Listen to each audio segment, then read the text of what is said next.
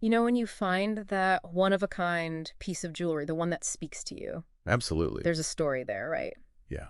Well, today's deep dive, we're going behind the scenes to uncover the artists, the jewelry engravers. Right. We've got a stack of research here, Okay. ready to dig into the skill that transforms a simple piece of metal into something truly special. It's amazing how they do that, Yeah. you know? It's more than just, like, scratching the surface. I was surprised too. Bro. One article, it broke down the process and wow, so first they sketch the design, obviously. Right. Then they have to cut that design into the metal with these tiny chisels. Oh. Then they clean it and polish it until it like gleams. Yeah. It's incredible. Precision. Right. Absolutely. And you think about the materials, right? Yeah, yeah. We're not just talking, like, any metal here. Right. We're talking silver, gold, platinum. Sometimes even gemstones. Oh, wow. The pressure. It just blew my mind, the level of detail, you know? One source even mentioned a tool called a graver.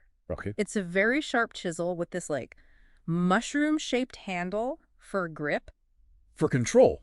They use it for everything. Delicate lettering, these intricate patterns. One can't even imagine. The steady hand. I know, right? It takes unbelievable. And that's just one tool. Right. They have whole sets, like different shapes, different sizes for every single cut they need to make. It's like an artist's palette, but for metal. I love that. And then to think they're translating those designs onto these tiny surfaces. Well, I know, it's mind-boggling. Unforgiving. So you've got the talent, the tools, but where do you even begin? Right. Like, how do you even get into this line of work?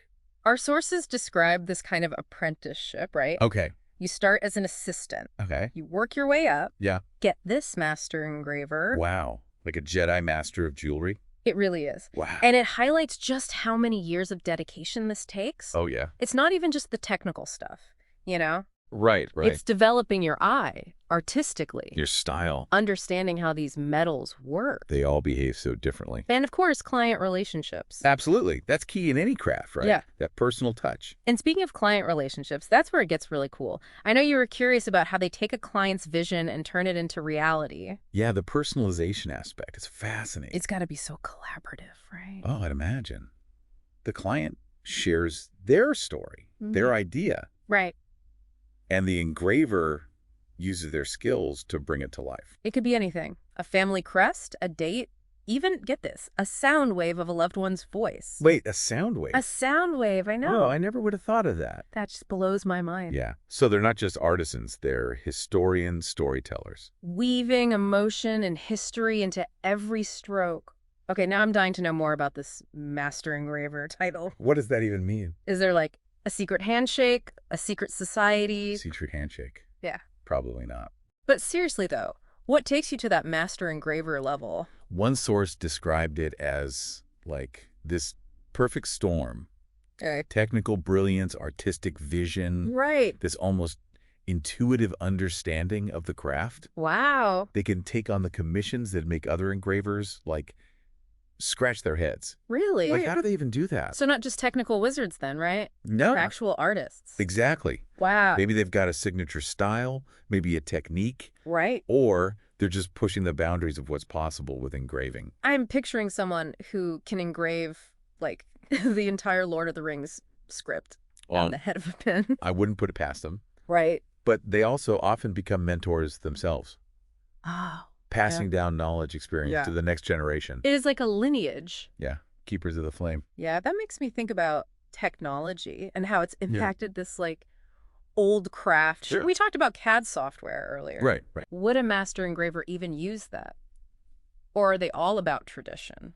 It's interesting, actually. Yeah. Sources had different takes on it. Really? It's a real mix, actually. Interesting. Where Yeah. master engravers, they're all about the precision of CAD. Right. Those super intricate designs, the ones you probably couldn't even do by hand. Yeah, yeah. But they'll blend it with traditional techniques. Okay. You know, adding the final touches, the flourishes, by hand. So it's not about replacing, it's more like expanding what's possible. Exactly. Huh. And then you've got the masters who are dedicated to handcrafting. Oh, wow. For them, it's pure art. Right. That direct connection between the artisan and the piece. It's like, you know, a handwritten letter versus a typed one. Yes. Both get the message across, but there's something about that handwritten one, you know? That personal touch. It's just different. That's what draws people to engraving, I think. Yeah. That connection to something unique. Absolutely. Something made with such care. One source mentioned that the demand for personalized pieces, it's growing. Really? Like people want something unique as opposed to like mass-produced stuff. It makes sense. Yeah.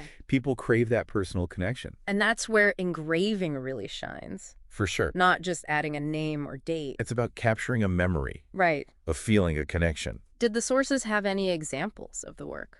They did, actually. Anything that like blew you away? There was this one, Yeah. a locket, Okay. simple design, but the engraving on the back, What was it?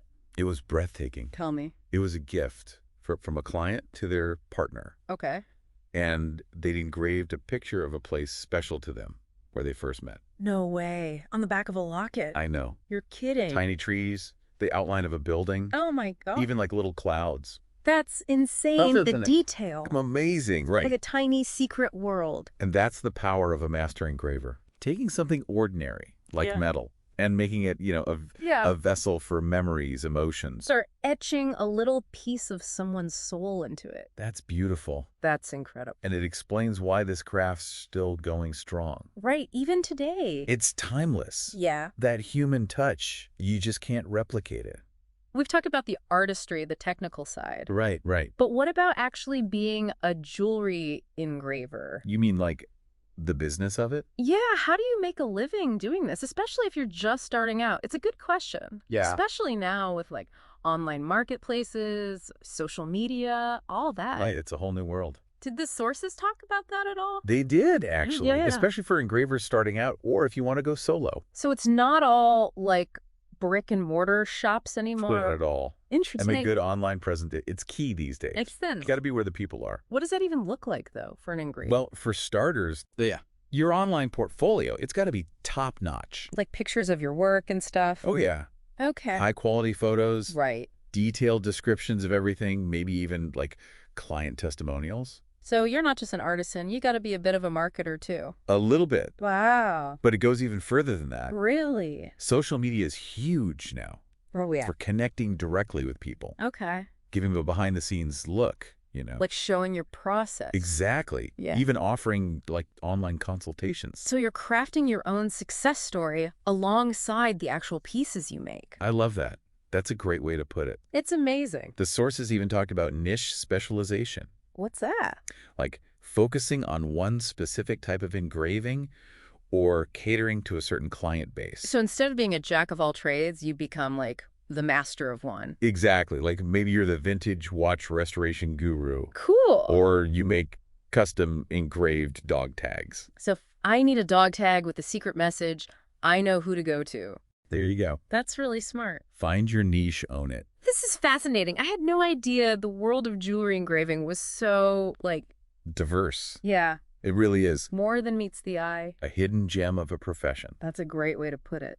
It's got it all, Yeah. Artistry, the skill, and now the hustle. So we've reached the end of our deep dive. It flew by. What's the one thing you want our listener to remember? The aha moment that makes this more than just an interesting topic, but something really special. I think it's this. Yeah. Behind every beautiful piece of engraved jewelry, there's a story. Oh, I like A story of skill passed down. Right. A story of an artist and their craft. And the connection between the person who gives it and the person who receives it. Exactly. That's a beautiful thought. Especially in our world today, Yeah. It's easy to get caught up in the mass-produced stuff. So the next time you see a piece of engraved jewelry, take a second, really look at it. Appreciate the work that went into it. Think about the story it holds. And who knows, maybe it'll inspire you to create your own. Beautifully said. Thanks for joining me on this deep dive. It's been fascinating.